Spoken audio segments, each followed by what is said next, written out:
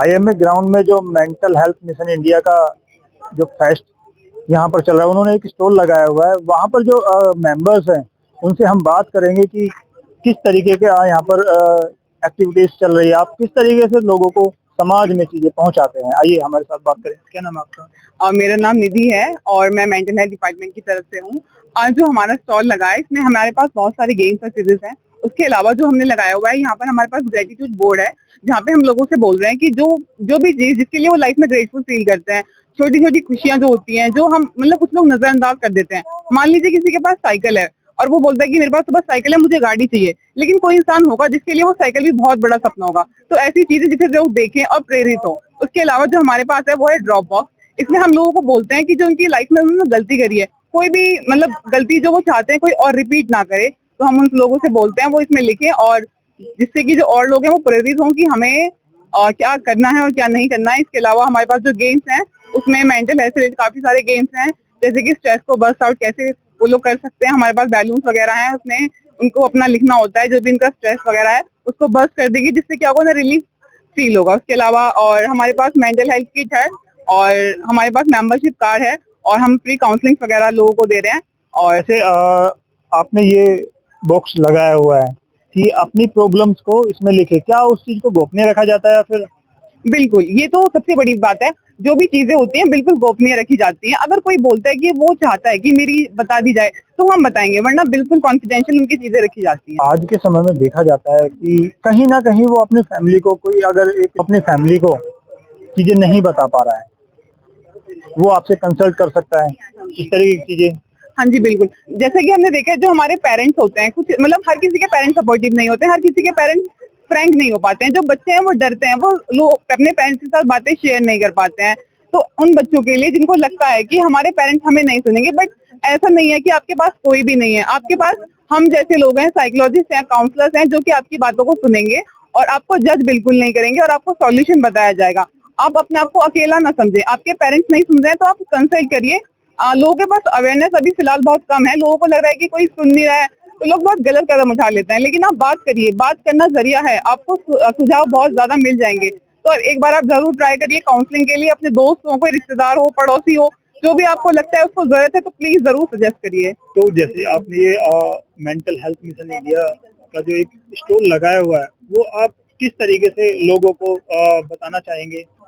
ये जो आज हमारा स्टॉल लगा है मेंटल हेल्थ फेस्ट में, क्योंकि मेरठ में पहली बार ये फेस्ट हो रहा है, मेंटल हेल्थ मिशन इंडिया का इसमें स्टॉल है, जिसमें डिफरेंट टाइप ऑफ एक्टिविटीज हैं, असेसमेंट है, हमारे अपनी स्ट्रेस और एंजाइटी रिलीज करने की हमारे पास एक्टिविटीज हैं। यहाँ पे ग्रेटिट्यूड वॉल है हमारे पास, और काउंसलिंग लैब भी है। कोई चाहता है अपनी फ्री में काउंसलिंग कराना तो वो भी प्रोवाइडेड है यहाँ पे। और जैसे स्टूडेंट्स होते हैं, उनको कहीं ना कहीं प्रॉब्लम क्रिएट होती है कि हमें मानसिक स्थिति को देखते हुए, तो आप उसको किस तरीके से डिफाइन करते हैं? उसके लिए आजकल क्योंकि बहुत कॉमन हो गया है, उसके बहुत सारे मल्टीपल फैक्टर्स हैं कि स्ट्रेस और एंजाइटी और depression kind of problem, psychological problems बहुत कॉमन हो गई है। तो उसे हम ऐसे डिफाइन कर सकते हैं, हम इन्हें क्विक टिप्स दे सकते हैं, कुछ लाइक डीप ब्रीदिंग हो गई, रिलैक्सेशन एक्सरसाइज हो गई, जिससे कि हैंड टू हैंड वो एट द स्पॉट ही अपनी जो स्ट्रेस है उसको कम कर सकते हैं। मेरा नाम अनम, काउंसलिंग साइकोलॉजिस्ट हूँ मैं। आज जैसे आपने मेंटल हेल्थ मिशन इंडिया का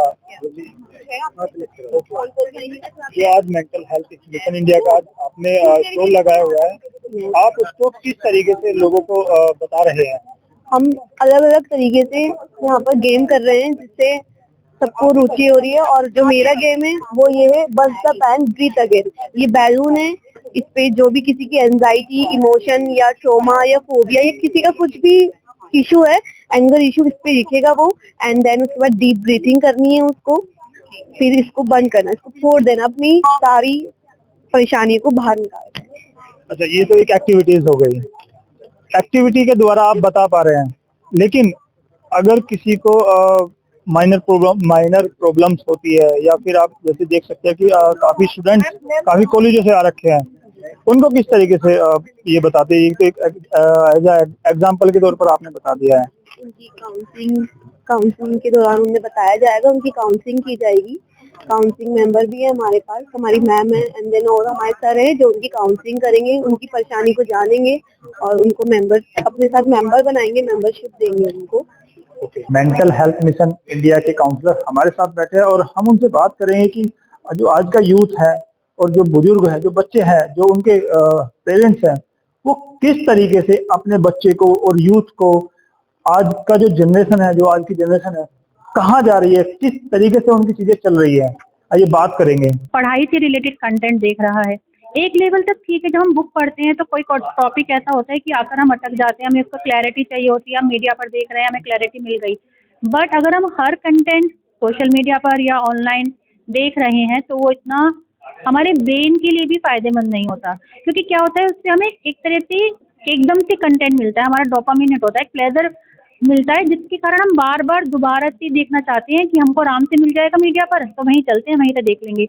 लेकिन अगर हम मेहनत करें, माइंड को बुक्स में लगाएं तो उससे माइंड भी वर्क करता है, हम क्रिएटिविटी की ओर आते हैं, नए नए आइडियाज आते हैं।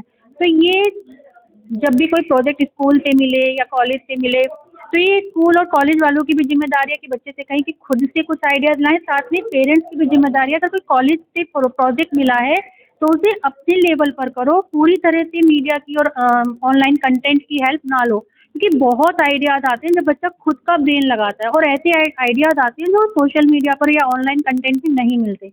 बट कोशिश है पेशेंस भी रखें और अपने एफर्ट डालें, क्योंकि माइंड के लिए वो बहुत फायदेमंद रहते हैं फ्यूचर।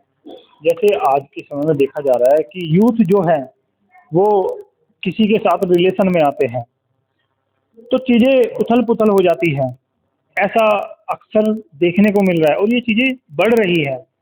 ब्रेकअप होना, रिलेशनशिप में आना जाना, उतार चढ़ाव आने, तो उस पर क्या?